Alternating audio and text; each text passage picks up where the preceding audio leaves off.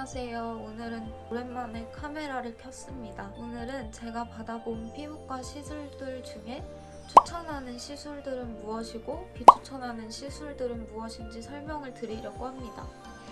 가볍게는 피부를 관리하는 아쿠아필부터 레이저 리프팅인 슈링크나 인모드, 그리고 주사 시술인 보톡스나 필러, 이렇게 여러 가지를 피부과에서 시술을 해봤습니다. 그 중에서 제가 추천하는 시술은 뭐고 비추천하는 시술은 무엇인지 간단하게 설명을 드리겠습니다. 우선 영상을 시작하기에 앞서서 이것들은 모두 저의 개인적인 경험이고 주관적인 생각이라는 점을 꼭 참고해주세요. 개인의 생김새가 모두 다르고 체질이 다르기 때문에 효과가 다르게 발현이 될 수도 있고 또 제가 겪지 않았던 부작용들을 겪으실 수 있다는 점도 꼭 참고해주세요. 그럼 우선 비추천하는 시술 3위입니다. 비추천하는 시술 3위는 바로 슈링크입니다. 저는 특히 얼굴형 관리하는 시술에 굉장히 관심이 많았습니다. 그래서 슈링크도 얼굴형을 관리하는 대표적인 레이저 리프팅 중에 하나잖아요. 그래서 저도 슈링크를 한번 시술을 받아봤습니다. 저는 고통을 꽤 잘 참는 편이라고 생각을 해서 슈링크도 그닥 많이 아프지 않을 것이라고 생각을 했는데 슈링크는 아팠고 그리고 그 아픈 것이 정말 기분이 나쁜 아픔이었습니다. 턱 쪽 뼈랑 막 이가 시린 느낌이 나더라고요. 고통이 뭔가 참을 수 있지만 기분이 너무 나빠서 다시는 겪고 싶지 않은 그런 아픔이었습니다.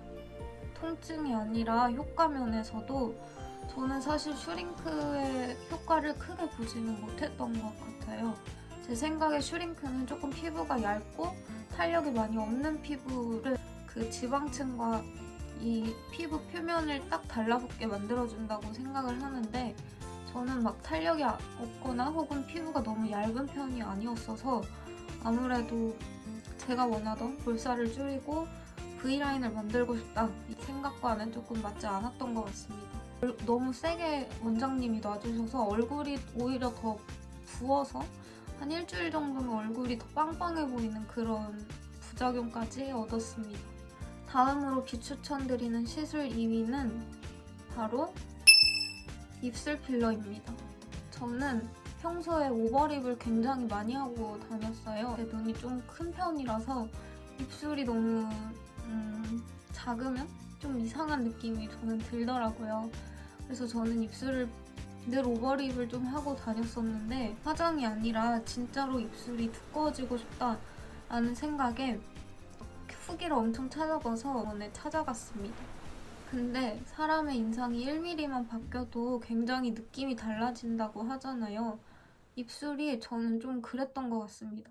입술에 그렇게 많은 양을 넣은 것이 아닌데도 너무 강남 언니 스타일이더라고요. 특히 막 원장님이 이 입술 안쪽까지 뭔가를 넣어주셨는데 이렇게 약간 입술이 이렇게 뒤집어지는 그런 느낌이 들면서 너무 강남 언니 스타일이 돼버려서 정말 일주일 만에 녹였던 기억이 납니다. 잘 생각해보시고 정말 내 이목구비와 두꺼운 입술이 맞는지 충분히 상담을 해보시고 그래도 입술 필러가 필요하다라고 생각이 드시면 정말 극소량씩 넣으시는 것을 추천드립니다. 다음은 비추천하는 시술 1위입니다. 비추천하는 시술 1위는 바로 윤곽주사입니다. 앞에서도 말씀드렸다시피 저는 얼굴형을 좀 계란형으로 만드는 볼살을 줄이는 그런 시술에 굉장히 관심이 많았어요. 그래서 그 중에 하나인 윤곽주사를 맡게 되었고 그때는 리프팅 레이저라는 것이 많이 유행을 하던 시기가 아니고 윤곽주사가 많이 유행을 하던 시기라서 저도 윤곽주사를 맞으러 피부과에 찾아갔습니다. 윤곽주사를 그래도 한 3-4번은 맞아봤던 것 같은데 저는 맞을 때마다 효과를 정말 느끼지 못했습니다. 효과가 정말 없었고 주사 같은 경우는 약물을 직접 여기에 주입하는 거기 때문에 제 생각에는 부작용도 더 컸던 것 같습니다. 실제로 제가 받았던 윤곽주사는 스테로이드가 있던 윤곽주사였는데 그걸 맞고 나서 부작용으로 부정출혈이 조금 있었어요. 그래서 그런 것들을 겪고 효과도 없다는 것을 전 느끼고 나서 윤곽주사는 절대 맞지 않습니다. 차라리 윤곽주사를 맞기보다는 레이저로 조금 더 안전하고 효과가 좋게, 돈이 조금 더 비싸더라도 레이저 리프팅을 하는 것을 추천드립니다. 추천하는 시술입니다. 추천드리는 시술 3위는 바로 턱끝 필러입니다. 제가 무턱이거나 뭐 그렇지는 않았어요. 다만 조금 턱끝이 원래보다 뾰족했으면 좋겠다는 생각에 피부과에 가서 뾰족하게 하고 싶다라고 말씀을 드렸습니다. 자세히 보시면 조금 여기가 날렵해질 수 있게끔 정말 티가 안 날 정도로 넣어달라고 말씀을 드렸고 정말 조금 주입을 했습니다.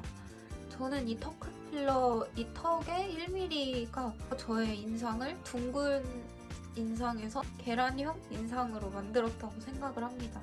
그래서 저는 매우 만족하는 필러입니다. 다만 이 필러를 맞았을 때 제가 야근을 하고 바로 피부과에 갔던 거라서 굉장히 피곤한 상태였습니다.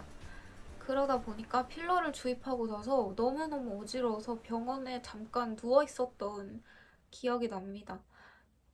집에 갈 수 없을 정도로 어지러웠고 그래서 병원에 잠시 누워있다가 집에 갔던 기억이 있습니다.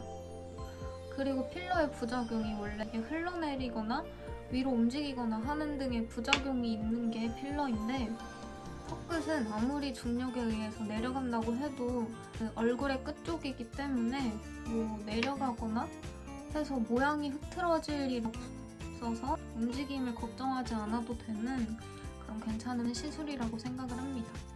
코 필러는 좀 위험하다는 말씀을 많이 들어보셨을 거예요. 턱 필러는 신경이 많이 지나다니지도 않고 부작용을 크게 걱정하지 않아도 되는 비교적 안전한 부위다 라고 의사 선생님도 설명을 해주셔서 저 역시 안심하고 맞을 수 있었습니다. 다음은 추천하는 시술 2위입니다.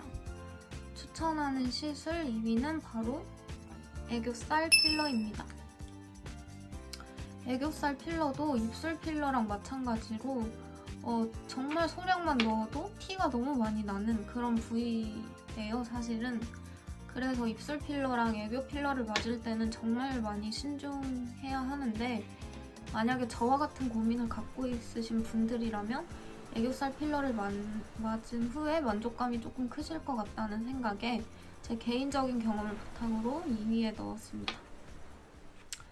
우선 애교살 필러를 맞기 전에는 웃으면 애교살이 생기는, 하지만 무표정일 때는 애교가 하나도 없는 그런 눈이었습니다. 게다가 제 생각에 제가 좀 다크서클 같은 게 있는 편이라서 쌩얼일 때는 눈 밑이 굉장히 좀 환해 보이지 않고 좀 꺼져 보이는, 피곤해 보이는 그런 인상을 갖고 있다고 저 스스로 생각을 했었어요. 컨실러로 막 다크서클도 가리고 애교살도 만들고 그랬었는데 그런 과정들이 너무 귀찮아서 애교살 필러를 한번 맞아보자 라는 생각에 애교살 필러를 맞게 되었습니다. 저도 맞기 전에 막 후기를 엄청 많이 찾아보니까 애교 필러는 너무 애벌레가 된다, 너무 티가 난다, 강남 언니가 순식간에 된다, 이런 후기들이 너무 많았어서 저는 최대한 소량을 넣어야겠다 라는 생각으로 병원에 갔습니다. 제가 실제로 의사 선생님께 정말 넣은 것 같지 않게 0.1cc 정도를 넣는다는 생각으로 넣어주세요 이렇게 말씀을 드렸고 굉장히 소량을 애교 부위에 넣었습니다. 시술하고 이제 원장 선생님이 거울을 보여주셨는데 사실 제 눈에는 조금 부족해 보이긴 했지만 여기서 더 넣으면 너무 후회를 할 것 같다는 생각에 그냥 그만 넣어달라고 말씀을 드리고 아쉬울 정도만 넣고 끝을 냈습니다. 근데 결론적으로 말씀드리면 저는 지금의 애교 그 정도를 자연스럽고 괜찮다고 생각을 해서 그때 많이 안 넣기를 잘했다, 그때 멈추길 잘했다라는 생각이 듭니다. 그리고 지금은 쌩얼일 때도 눈 밑이 그렇게 꺼져 보이지 않고 쌩얼일 때도 애교살이 있으니까 너무 편리하고 좋더라고요. 애교살 메이크업을 하는데도 시간이 많이 단축되고 화장하는 시간도 굉장히 많이 줄었습니다. 그리고 눈밑이 조금 차오르니까 사람이 상대적으로 생기가 더 있어 보이더라고요. 그래서 저는 애교 필러는 저와 같은 좀 눈밑이 칙칙한 것 같다, 혹은 애교살 화장에 엄청난 시간을 투자한다 라는 분께 추천을 드리고 싶고, 그리고 넣을 때는 정말 0.1cc를 넣는다는 생각으로 정말 아쉬울 때까지만, 정말 넣은 티도 나지 않게 한다 라는 생각으로 조금만 넣는 것을 추천드립니다. 다음은 추천하는 시술 1위입니다. 추천하는 시술 1위는 바로 인모드입니다. 제가 말씀드렸듯이 얼굴형 관리에 굉장히 많은 관심이 있는데 저는 인모드로 가장 많은 효과를 봤습니다. 인모드는 요새 워낙 핫하다 보니까 많이들 아실 거라고 생각이 들어요. 인모드에는 두 가지 모드가 있는데 첫 번째는 FX 모드라고 해서 얼굴에 있는 지방을 제거해주는 모드 하나랑 포마 모드라고 해서 그 피부의 콜라겐 생성을 도와서 피부가 전체적으로 탄력 있어지게 하는 그런 두 가지 모드가 있습니다. 저는 얼굴살이 가장 고민이다 보니까 FX 모드만도 받아봤고 또 시너지를 위해서 두 가지 모드를 함께 받아보기도 했는데 아무래도 두 가지 모드를 함께 받아보는 게 효과가 가장 컸어요. 인모드를 하고 나서의 효과는 한 3kg가 빠진 것 같은 효과라고 보시면 됩니다. 그래서 딱히 다이어트를 하지 않았는데도 인모드를 하고 나서 한 1, 2주가 지나면 사람들이 뭐 좀 살 빠진 것 같다 이런 말씀을 해주셨습니다. 지금은 제가 볼살이 고민이기 때문에 한 3, 4개월에 한 번씩 인모드를 주기적으로 받을 생각입니다. 다음은 추천도 아니고 비추천도 아닌 세모의 시술입니다. 세모인 시술은 바로 리쥬란 힐러입니다. 리쥬란 힐러도 요새 워낙 핫하기 때문에 다들 아실 거라고 생각이 들어요. 리쥬란 힐러는 연어에서 추출한 세포로 어떤 용액을 만들어서 이 피부 표피에 주입을 해서 피부를 조금 더 건강하고 탄력 있고 피부층을 두껍게 만들어주는, 피부에 넣는 수액이라고 생각을 하시면 될 것 같습니다. 리쥬란 힐러를 맞고 나서 화장도 너무 잘 먹고 피부가 너무 탱글탱글해졌다라는 후기들을 보고 저도 조금 궁금해져서 리쥬란 힐러를 한번 맞아봤습니다. 리쥬란 힐러는 조금 비싼 감이 있어요. 한 번 하는데 한 2, 30만원, 3, 40만원이라고 생각을 하시면 됩니다. 우선 리쥬란 힐러의 악명 높은 통증에 대해서 먼저 말씀을 드리면 리쥬란 힐러는 정말 너무 아픕니다. 이게 저희가 마취크림을 바르고 리쥬란 힐러를 이렇게 주입을 했는데 주사하는 방법이 이 피부 표피를 이렇게 퍼뜨듯이 막 주사를 한 볼에 한 100방 정도를 넣는 것 같습니다. 근데 주사를 깊게 놓는 것보다 얕게 놓는 게 더 아파요.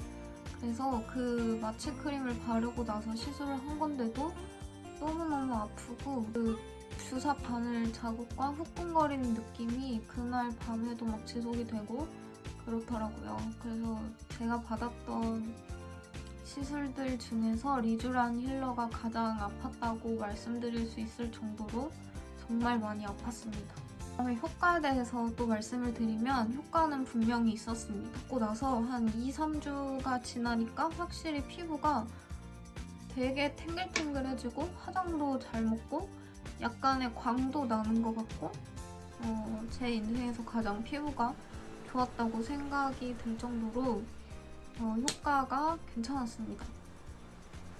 괜찮았는데 제가 세모라고 말씀드리는 이유는 그 지속기간이 그렇게 길지는 않았습니다.